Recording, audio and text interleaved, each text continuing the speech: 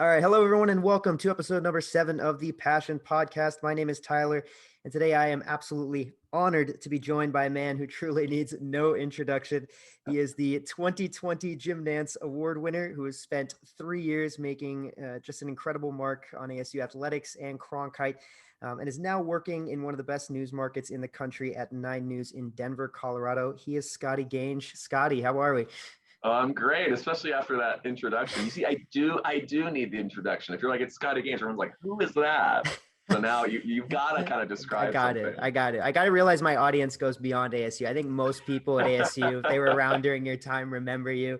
It's hard to forget if you ever went to an athletics event. But yeah, you can just say the really loud, annoying guy that would show up during the timeouts where you'd say, please start the game again. That's him. That's the guy. All right, Scotty. Well, let's hop right into it. First question I always ask: who is Scotty? Who is Scotty? That's pretty good. Gosh, I think I'm still trying to figure that out myself. Really, who is Scotty? Wow, this is starting real. I love that. I love. I'd really just say I don't know. Scotty's just a guy who loves to have fun. I luckily found something I enjoy, and broadcasting, sports broadcasting, and getting to be creative and my silly self on air, and in hosting events like I've gotten the opportunity to do in the past. But Scotty's he's just a fun-loving dude who's struggling in the cold of Colorado right now. That's for sure. Yeah, we talked a little off air about that one. Arizona is my home. I don't know if I can ever manage to handle the cold. I have thin blood. I don't know if having being there for a little while, does your blood thicken at all? Has it gotten any easier?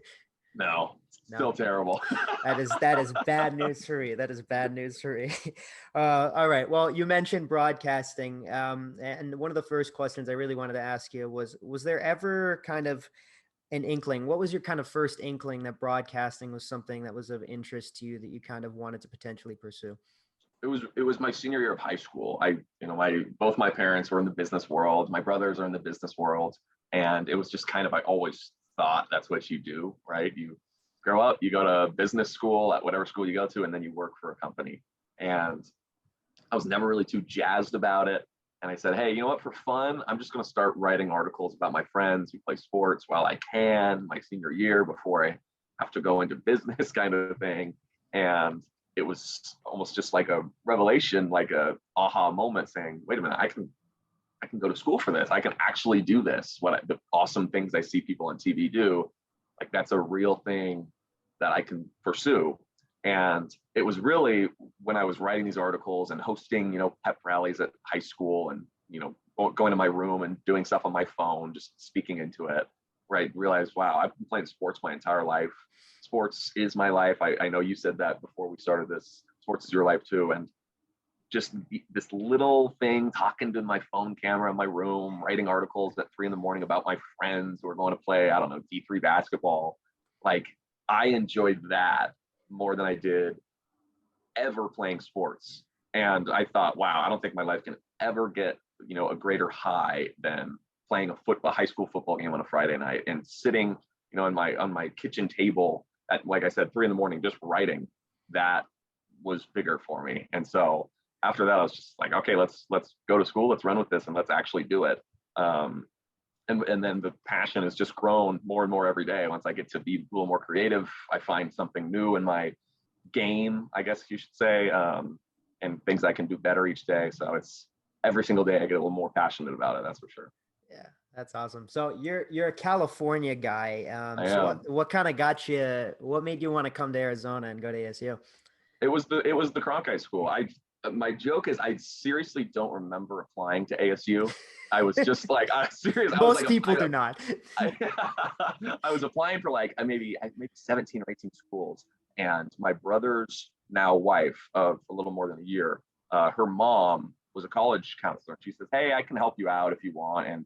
And her husband went to ASU. She's like, you know what? It's an easy application. I know you're interested in this journalism thing or looking into it. This was before I was really into it. She's like, why not? It's all you really do is put your name down. And I'm like, okay, fine. I got in like December. I'm like, okay, cool. There's a safety school, right? And then I remember they sent me some booklet, like a packet, maybe in March. And I read through it, and it was all these things you can do at the Cronkite School, and it's pictures of people reporting at big events and like the Final Four in Phoenix. And the Olympics in Rio. And I'm just like, boom, that's easy. I'm going there, no doubt about it. And the rest is history. I love school. I got to do super fun stuff. Luckily, I was lucky enough to do super fun opportunities there. And it shaped me. And now I'm lucky enough to live in Denver and live in the mountains and get to work here. So it all worked very happily, at least so far. Yeah. Awesome. Well, yeah. So you chose ASU, and then fast forward, a couple years later, you're graduating in 3 years. You're a finalist, and then you end up winning the 2020 Jim Nantz Award. First time an ASU student has ever won that award, mind you. You're getting to talk to Jim Nantz. I was literally watching it yesterday. I was prepping for this. I was like, I want to go back and watch it because I remember seeing it. But one of the first things Jim Nantz says to you, and this is a legendary broadcaster, he says, "I'm proud of you." Like, that was one of the first things that was out of his mouth. I mean, I can't even imagine, like, what were the emotions like in that moment for you? What was even the process? Like, how did you hear about being a finalist and ended up winning? Just talk me through that a little bit. The emotions were shock. If you watched it yesterday, you can just see I was kind of just like, yeah. Thank you, eyes massive and just smiling and nodding my head really fast. The process was, I had applied for it each year, and a week before the announcement, I got an email from somebody at CBS saying, "Hey, you're a finalist. Can you do a mock run just to make sure your Wi-Fi is fine the day before, and then, be ready to do it that day." I'm like, "Sure, that's fine." Like, that's exciting. The day before I go on, and it's just me. And they're like, "Okay, Scotty, Wi-Fi looks great. Okay, thanks." And I'm thinking, is it just me, or are they really being careful about this and having kids, hour by hour? But I didn't want to believe it. And so I texted maybe one of my friends. I'm like, "I think it's just me." He's like, "Well, don't let yourself believe that, because you'll get really bummed if you go on and see everybody else." And then the next morning I was on, and they're just getting ready to do the show. And for a split second, like how we're in a Zoom and it says, Tyler Brown, Scotty Gange, it was Scotty Gange, Jim Nantz, boom. And then it went to another thing. And I go, I'm like, I wasn't supposed to see that. I was not supposed to see that. And so then I knew, but I still didn't want to let myself believe it until I heard them say, like, winner is Scotty Gange. And I don't know, must have been 10, 15 minutes later they did. And talking to Jim was insane. That, like, still I was surprised, just because I thought maybe it was a recorded video, but he was actually live. And so when he was first saying, "Scotty, I'm proud of you," I was like, this is so cool. And then he asked me a question. I'm like, oh my God, he's really there. And so I like stuttered when I answered. Oh, so you thought it was a recording up until then? I thought it was recording. Like, "We've got a surprise for you." And he'd say, "Hey, Scotty, I'm so proud of you. Congratulations." And then it goes back to everyone else, and they're like, "Hey, wasn't that cool, Scotty?" I'm like, "Yeah, that was cool." But he's, like, still there. And so I almost had to recollect myself. I'm like, okay, this is him. And so that was really fun. And then I went back. It was recorded. They aired it like 2 hours later. And I told my parents and my older brother, who was in, like, the kitchen living room, and they go, "How was it?" Thinking that it was me and the finalists. I was told it was just going to be a round table conversation. And I go, "I won." And they go, "No, you don't." "No, you didn't. You don't know that." I go, "Oh, yes, I just talked to Jim Nantz." And they go, "Well, he probably talked to all the finalists." And I had to go out and grab my computer, because I took a screenshot of the end when the host was with the trophies. I will mail it out to you. And I show them, I go, "Guys, I won." And they all just went, "Whoa!" and went crazy. And it was really, really exciting and a special day. And my phone, blew up that day. It was a happy day. Yeah, that's awesome. That is such a cool story. It's got to be the juggling clip. I think the juggling segment, that's probably what really sold it for them. I've got my juggling balls right here too. There they are. Such a good clip. Awesome. What can he do? Well, during your time, still one more question, kind of focusing on ASU. I'm sure you have so many different stories of, as you mentioned, you got the opportunity to do so many different things. So this might be a tough question for you, but is there a moment or two outside of that award that stand out to you? A person that you got to talk to or interview, or just a moment during a game or something like that, or a segment you were doing that really stood out to you? There is. I've got to plug my computer in because it's dying on me. That would be a bad podcast. That would be an unnecessary cutout. Here we go. How's that? And I've got Sun Devil Stadium right behind me. There you go. It's perfect. How about that? A moment at ASU, really for me, it was hosting the games. I mean, we talked about it before, just what a spectacular blast that was, getting to go out there for football, especially. I was so nervous the first couple of games. And I am so happy I got to do it, because I think it shaped me. It was to the point where, hey, if I can go live at this USC ASU game when there's 80,000 people in the stadium, and they just say, go Scotty, and I've got to go for 90 seconds, then I'm like, shoot, I can talk to a camera lens when there's maybe a cameraman running it, or if I just set it up on a tripod. So it's like that, it just helped me so much, because now I'm not nervous. Every now and again I'm a little nervous because, hey, it's my first time doing this, or I'm live, oh my gosh. But just that feeling of pregame, I would walk laps around the stadium. My friends would always laugh at me because they'd have cameras, they'd be filming highlights for some outlet, and I'm just walking, and they knew not to talk to me. Like, I'm blaring music in my AirPods, I'm just nervous as can be, and I just got to get this nervous energy out. And so I don't know, I'd probably go for miles and miles where I'm like sweating almost. But those experiences were just special. It was like, to be able to do that, and I was so happy that I guess I could say I'd earned the opportunity, but I was probably in the right place, right time, that they needed a football guy, and I had just done basketball. So yeah, those were special days. Yeah, no, I mean, we talked about this prior to, but I worked on the in-game presentation side for about a year with athletics. And so I was the guy that was setting up the pancake costumes for the basketball competition. Yeah, that was and handing out the first watch breakfast bolt. Mm-hmm, yep. Yep. Can never forget the sports clip gift cards, all those things. That was me. And so I got to see a lot of the behind the scenes stuff, and I can't count the number of times one of the, behind the scenes people were just like, God, he is so good. He's the easiest person to work with. We just tell him, run with it, do whatever you want, and he finds a way. And I remember one game I was sitting, I think it was for volleyball, and you were doing some stunt with Sparky, and you were just running up and down. I mean, you were just sprinting up and down the rows, and we were just like that guy just has unlimited energy. And now to hear you ran you're walking miles before. Oh, yeah. Yeah, that's how you get your exercise. No need to go to the gym after that. It's kind of a thing where it's like, I know I've got a minute, and if I were just, all right, guys, what's up, Sparky, then it would be so lame. Yeah. And so that job just kind of like begs for someone just to go just a little bit crazy, and I liked doing that.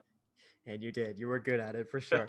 Awesome. Well, kind of transitioning into professionally. So you work in Denver now. You're working for 9 News. What is it like, kind of professionally on the broadcasting side? And is there a difference? I'm sure there's differences you see between doing it at ASU and now kind of doing it on a professional setting. What does that kind of look like? Well, for one, it's kind of fun to do it every day. At school, I would have a day or two a week to do a story or go into a studio, and then I'd be doing homework and going to class and all that. The biggest thing is it's storytelling. I do so many kind of packages, feature stories about people. And then on the weekends I'll anchor. Instead of at ASU, I just anchored a lot. I did news anchoring, I did the in-game hosting, I did sports shows, a radio show every morning. And so here it's, going out, filming stories, reaching out to people, finding individual features that I can turn into a special mini show, right? And so that's just the biggest thing. It's a lot of features, a lot of times really, because in school I did one every couple of months. Like, yeah, I'll do a feature, sure, but I'm doing all this other stuff. And now it's feature, because I've got to have something for the 5, the 10, the next morning, the weekend mornings, the Monday that I'm off, they've got to air something. I've got to have top plays for Tuesday at 5 p.m. So it's just, there's a lot of responsibility, because stuff seriously has to get done. In school, I could kind of do it whenever. I'd post on my Twitter or something when I was done, or would go on the, Cronkite News on Arizona PBS, but there's 3,000 kids working for that, so they were never in need of content. But now, yeah, it's a lot of work, but I love it. I don't really feel like I have a job. One of my friends was joking with me. She said, Scotty, have you ever felt like you worked? Like, no, this is like summer camp. Are you kidding me? Every day is So summer camp. it's a real blast. That's awesome. That's awesome. That's awesome, Scotty. Well, last two questions I always ask people to wrap it up here. The first one, Scotty, what is passion to you? Obviously, you're a very, very passionate, motivated guy. You can tell from our last 20 minutes here. So what is passion to you? Passion, this is actually something my dad told me. I think somebody must have said it once, but it's like the 3 levels of happiness. Have you ever heard this? I don't think I have. So it goes, the first one's love. And, love can be something that you just, like love. It's pleasure. You love it. You have pleasure with it.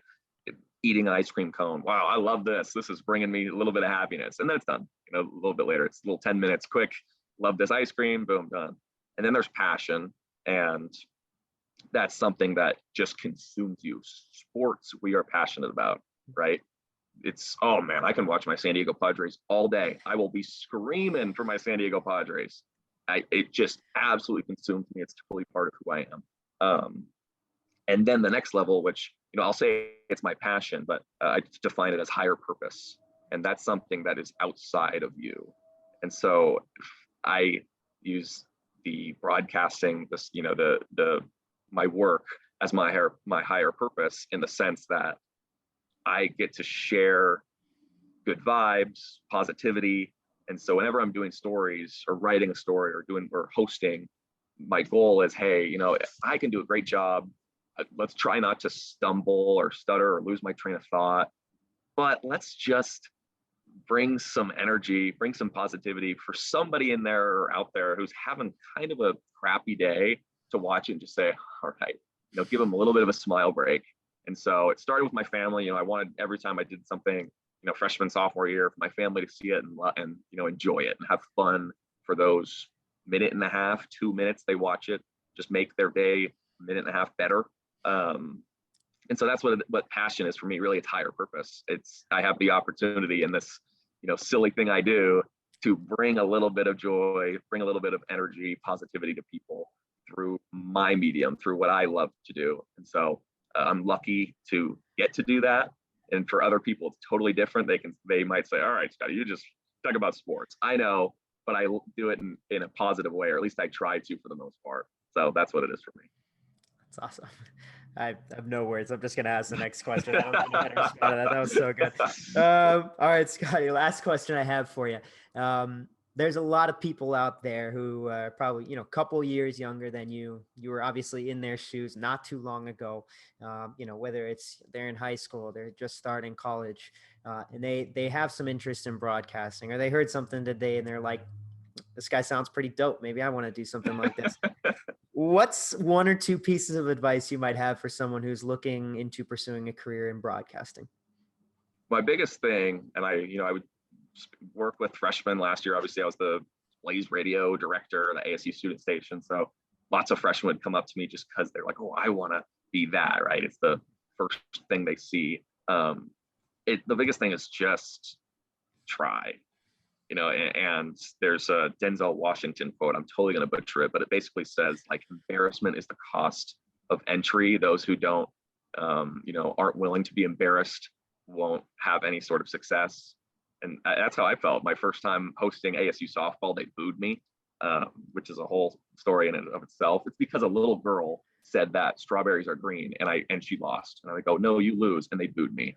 I learned my lesson that day. But I would do on-camera stuff freshman year, and it was bad, and I was embarrassed. And my first couple times hosting basketball, I'd stumble, and I was embarrassed because there were people watching. But and radio, I have an hour-long radio show by myself with nothing to say for the last 55 minutes. Like, what am I going to do? I just have to kind of figure it out. And so that's the biggest thing, is just to kind of figure it out. Every single time I got a little better. I picked one thing to say, okay, tomorrow when I do this on-camera thing, I'm not going to try and fix the 12 things I could have done differently. Let's just stand up a little straighter. And then once I got that, I'll move to the next thing. Okay, let's just be a little more active with my hands. Okay, I got that. Now let's be a little more creative in my opening line. How can I say something a little better than, hello and welcome, I'm Scotty Gange. Let's just say, what a weekend it was. Hello and welcome, I'm Scotty Gange. Just a little thing. And I'd like to say that those compounded over the years, and I'm still doing that. There's a ton I got to get better at, especially now working in a professional, place where there's people that have been doing this for decades. And I'm saying, wow, they're good. I'm far away from that, but at least I can work to that. And so, yeah, it's just to pick one thing each time to get a little better at. It never has to be monumental, because, you want to rush to get better, but you also have to be patient and know that you will be bad at times. And when you really want to be good, you may not be, but just to keep going. And sometimes you might surprise yourself. But, over time, it gets better and it gets more fun. And that's addicting to me, because each time I get to be a little better. And so that's part of the reason why I just love it, because today I'll do something better than I did yesterday, or at least I'll try to. And so, yeah, that's my biggest piece of advice. Just try and get just a little better over time. Awesome. And smile. It's always key. Well, Jim Nantz put it best. You have some wisdom and skills beyond your years. So, Scotty, thank you for joining us today for episode number 7 of the Passion Podcast. Thank you all for listening. Scotty, any final words, any final send-offs for the audience? Lucky number 7. Hey, ASU football, they'll be better soon. Thanks for having me, Tyler. I really appreciate it. Awesome, Scotty. Well, appreciate your time. Thank you all for listening. Stay tuned and subscribe for the latest episodes. We got them coming weekly, and we will see you soon.